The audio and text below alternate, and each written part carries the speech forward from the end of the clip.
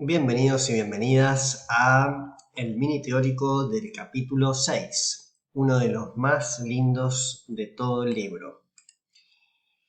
Como ven, ya hicimos todo el círculo, vamos a completar el círculo de la parte 1, estadística descriptiva. Vimos los lotes de números, el nivel de centro de un lote y la dispersión de un lote, la comparación de los lotes, la forma o distribución de lotes, o sea, la asimetría. Vimos todo lo que había que hacer para manejar todas estas variables numéricas. Y ahora entramos, ni más ni menos que a la exploración de las variables categóricas, el estudio de los porcentajes, algo que es sumamente utilizado en arqueología, así que para todos los que creen en la fuerza de la estadística, preparados, me incluyo acá, tratando de luchar contra los números y veamos para adelante. Bueno, variables categóricas, algo habíamos visto en el primer videito de todos, pero ahora vamos a entrar en profundidad. Era como que habíamos hablado de variables categóricas y de repente nada. No, sí, claro que sí. Entonces, el valor de una variable categórica es la pertenencia a una categoría. Esto es como cuando me hablan de la media, del promedio, de la media, de la mediana, recordarlo. Muy simple. Cada variable categórica va a poder ser contada. Podemos generar frecuencias de cada observación categórica. Observación categórica, vamos a ejemplos en arqueología, estilos de cerámica, tipos de artefactos. ¿Qué significa esto? Que la cantidad de un estilo A o B la podemos contar, que la cantidad de puntas de flechas, de raspadores, de lascas de diferentes formas las podemos contar. Y a estos lotes de valores categóricos los podemos cuantificar en términos de proporciones o porcentajes. Y por supuesto, estas categorías con las que vamos a ir trabajando, una vez que las hemos elegido, tienen que ser exhaustivas y excluyentes. Esto significa que si decimos que existe un estilo A y un estilo B, no existe un estilo AB.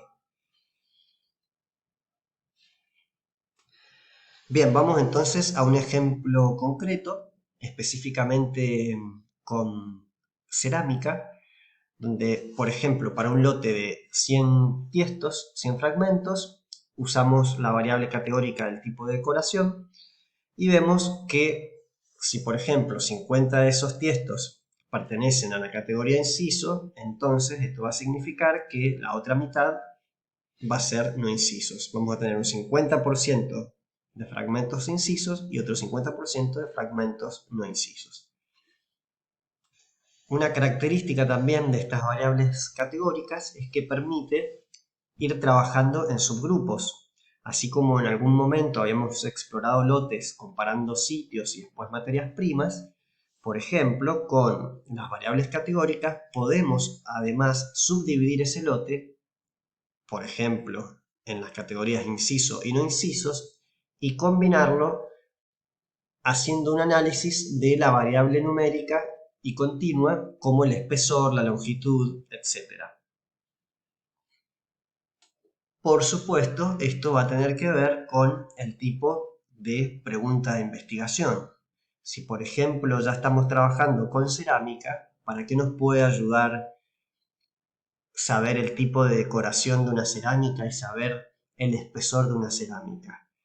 Con todas las grandes preguntas con las que hemos ido trabajando y viendo que pertenecen a la agenda mundial de temas en la arqueología, bueno, justamente por ejemplo puede ser con la emergencia de la complejidad, con la emergencia de la desigualdad. Fíjense que es una tecnología que aparece según la región del mundo hace 10.000, 6.000 años. ¿Qué sabemos, qué saben de la cerámica en América? ¿Cuáles son las evidencias más tempranas de la cerámica en América. Más puntualmente, ¿qué dicen Clark y Blake de la emergencia de la cerámica en América? Un texto muy, muy hermoso que los va a acompañar en el resto de sus vidas una vez que se encuentren con él. Pero bueno, volviendo a específicamente las categorías, una de los temas, ¿no?, es cómo explorar este tipo de variables y de valores. Fíjense en la tabla 6.1 del libro guía cómo de repente nos aparece todo un choriceo de nombres, datos, que sería como la forma más exhaustiva, según dice nuestro querido maestro Drennan, de reportar datos, pero a su vez una forma poco común. Y en realidad la que más se utiliza es generar tablas. Y para esto justamente hay que tomar decisiones de cómo ordenar estas variables categóricas y después cómo ir contando los casos por categoría para así poder llegar a totales y generar porcentajes. Y a su vez, estas tablas pueden darnos opciones, ¿no?, para hacer comparaciones de una vía o de dos vías, que es de alguna manera comparar categorías de variables al mismo tiempo. Ojo acá, ya cuando empezamos a decir que hay más de una opción, hay gente que se pone muy creativa y nos quiere meter no una ni dos, ni nos quiere meter 20, nos quiere meter 5. Sentido común, despacio, simple, menos es más. El principio de la parsimonia, el principio de la navaja de Ockham. Busquen sobre ese concepto. La realidad es compleja, pero muchas veces necesitamos hacerla más simple para poder entenderla mejor. Acá nos vamos a ir basando en tablas de una o dos vías y cómo comparar dos variables categóricas al mismo tiempo. Y acá no hacemos anuncios sin cumplir, sino que vamos a ejemplos. Entonces, tablica, como veníamos diciendo, tenemos de repente variables como el tamaño de las casas, que puede ser pequeño, mediano, grande. Acá está el ejemplo de lo que sería la tabla 6.1 en el libro guía, directamente el dato crudo, ni siquiera tabulado. Y acá sí pasamos ya a lo que sería una tabla con conteos, con tabulación, donde fíjense que combina justamente una de las variables que puede ser circular o ovalada en el sector de las filas y como columna ordena los datos por pequeño, mediano o grande. Genera el conteo. Hay una casa que es pequeña y circular, hay dos casas que son pequeñas y ovaladas, y así sucesivamente la combinación de categorías. Y fíjense los totales como generan total tanto para las casas circulares a nivel de la fila. Hay 1, más 3, 4, más 5, 9. Lo mismo, la misma lógica. 1 más 2, 3. La misma lógica. Y así, al final de cada columna tenemos un total, al final de cada fila tenemos un total. Interesante. Bueno, vamos a ir a los porcentajes entonces. ¿Qué nos encontramos? 1 dividido 3, multiplicado por 100, resultado. ¿Esto qué es? Ni más ni menos la regla 3 simple, que ya la hemos visto no solamente en este curso, sino en la vida. La vida está llena de porcentajes.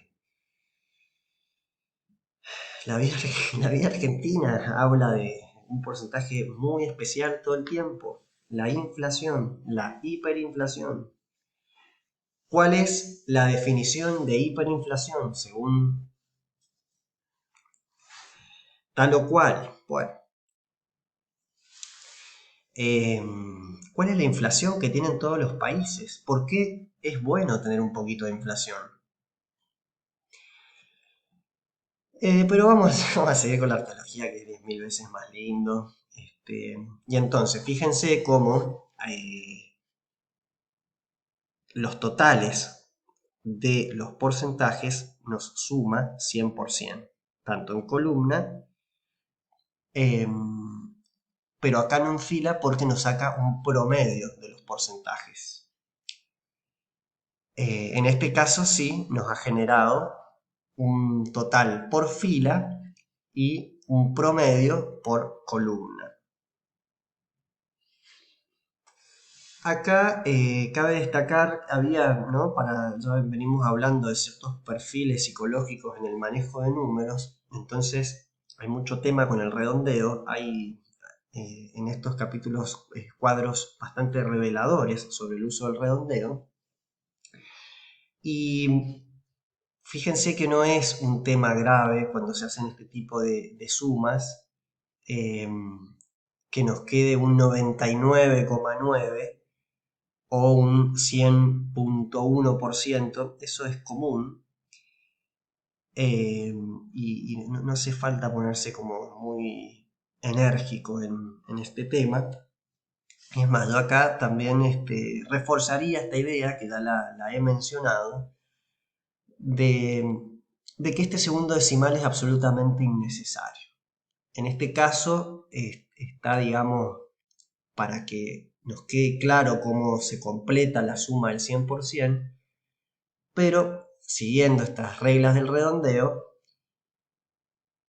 este valor sería 33,3 y este pasaría a 66,7.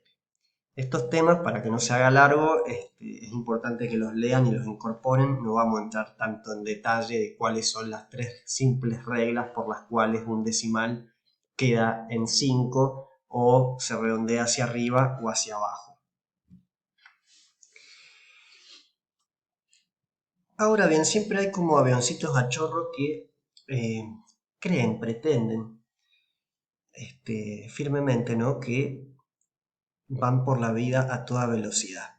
Y hay algo acá que les sorprendería cómo es mal utilizado y utilizado hasta de forma desagradable por nuestros queridos llamados y adorados colegas.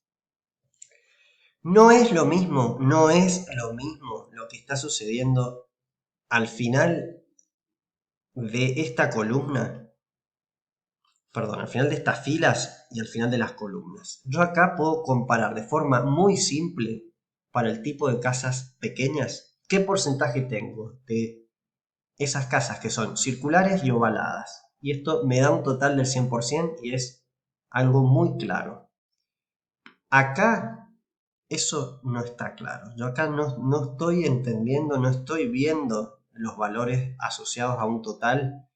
Entonces no estoy viendo cómo incide realmente para cada casa circular cuántas son pequeñas, medianas, grandes. Para eso me tengo que venir a la frecuencia y ver la verdadera milanesa, viendo estos valores.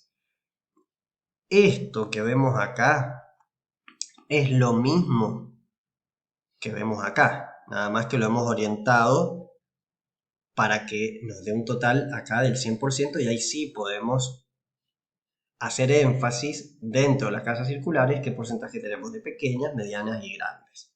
Son dos decisiones completamente distintas. ¿Qué hace el creativo o la creativa? Muchas veces pretenden generar totales de este lado y de este lado, haciendo un menjunje de proporciones épicas. ¿Cómo sería? No puedo dar ejemplos por amor y respeto a colegas de Argentina, pero les desafío a que busquen en tesis, publicaciones, presentaciones de congreso esto que les estoy diciendo. En este caso se están comparando dos tipos de categorías, pero generalmente es bueno poner para cada columna el caso, un tipo de sitio, y ahí poner el tipo de valores que se adquieren por cada categoría. Esa sería la mejor forma, según Drennan, de hacer este tipo de tablas. Y eso es muy importante que quede claro.